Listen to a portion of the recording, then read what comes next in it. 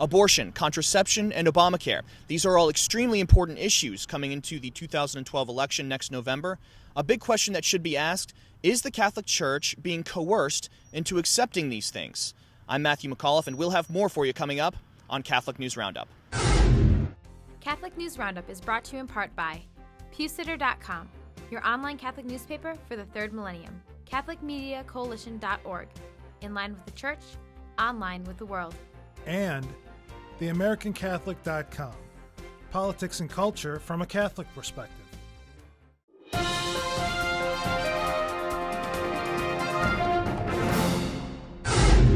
Hello and welcome again to Catholic News Roundup. And now more on our story from Oak Park, Michigan, with a political imposition.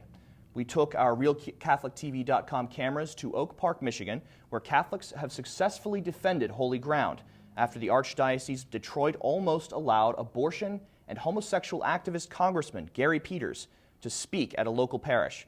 Father Paul Chateau, pastor of Our Lady of Fatima Roman Catholic Church and part of the dissident pro-abortion group Elephants in the Living Room, was set to allow the politician to speak at the parish until local Catholics contacted the Chancery, asking them to step in and cancel the event. The Archdiocese responded by sending out an email literally 12 hours before the event was scheduled to take place from the desk of Monsignor Robert McClory, moderator of the Curia, saying the Archdiocese had been informed by organizers that the event was canceled. But RealCatholicTV.com had cameras there to talk to some protesters who showed up for morning mass and to hear their thoughts on the matter. And we've got to start understanding that we can't let politicians tell us when life begins.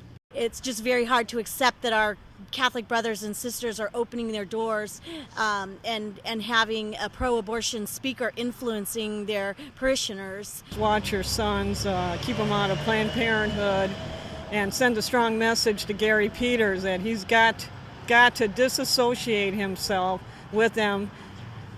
They are not the kind of friends that he needs to have. The pastor, Father Chateau, was unavailable for comment, but the cancellation of the event, provoked by concerned Catholics, is only one skirmish in a battle that is nationwide, as Catholics are coerced by politicians to vote for and accept programs like Obamacare, which include the funding of abortion and contraception. Debbie's Democracy, the chair of the Democratic National Committee, or the DNC, is publicly calling Christian ideas that define life as starting at conception as radical and extreme. Cybernet News Service reports Congresswoman Debbie Wasserman Schultz told reporters in a conference call that personhood amendments are a, quote, divisive and destructive attack against women. She explains further that her goal is to dissuade voters in Florida from petitioning to get a personhood amendment on the ballot in the state for 2012. Florida is proposing a personhood amendment to their constitution, along with Ohio, Mississippi, Texas, and Kansas. Those dangerous Christians. Even though Muslim violence against Christians looms large in the news across the world, one Islamic group is warning mosques in Detroit, Michigan, to beef up security against what they call potential Christian violence against Muslims. Dawood Walid, executive director of the FBI blacklisted Council of American Islamic Relations Michigan chapter, sent out an email to local mosques anticipating a Christian event known as The Call, a 24-hour gathering of prayer and fasting, saying the participants view Muslims as demonic. He says, quote, "We should be prepared that some participants may come to the mosques to harass or provoke worshipers, especially around the time of Friday prayers," end quote. The call is scheduled to take place on Ford Field, the home of the Detroit Lions, and thousands of Christians are expected to attend. Stay with us. We'll be back in just a few seconds. Catholic News Roundup is brought to you in part by NewOxfordReview.org, the voice of Catholic Orthodoxy, in print and on the web, and RenewAmerica.com, expanding the influence of America's grassroots in the cause of freedom. Nigerians fight gay marriage. Pro-family supporters in Nigeria are defying the United Kingdom and gay rights groups as the most populous country in Africa rallies around a proposed law to make homosexual marriage illegal throughout the country. LifeSite News reports at the recent biannual Commonwealth Heads of Government meeting in Perth, Australia, British Prime Minister Cameron threatened to stop foreign aid to Nigeria if the law was passed, while key members of the government in the country are recognizing homosexual marriage could lead to, quote, the breakdown of society, end quote. Co-sponsor of the bill, Senator Domingo Obende, says he recognizes that pressure to legalize same-sex marriage is being applied by anti-life organizations to other countries as well as his own, under the banner of human rights.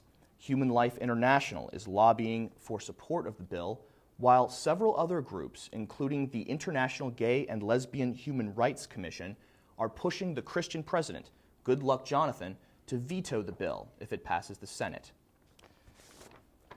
Blood ban broken. Homosexual men in the United Kingdom are now allowed to donate blood, as a lifetime ban blocking homosexual blood donations put in place in the 1980s has been lifted. The change in law comes after the Advisory Committee on the Safety of Blood, Tissues, and Organs determined that men who have not had oral or anal sex within the past 12 months will be cleared to give blood. Dr. Lorna Williamson of NHS Blood and Transplant says, quote, this change gives us an opportunity to broaden our donor acceptance on the basis of the latest scientific evidence, end quote. The policy goes into effect in England, Scotland, and Wales. I'm Matthew McAuliffe. Thanks for tuning in today. Be sure and tune in tomorrow for your daily dose of Catholic News Roundup right here on RealCatholicTV.com. And be sure to check out The Vortex today, where Michael talks about the new translation. Thanks for tuning in. Be sure to tell all your friends about us. And as always, God bless you.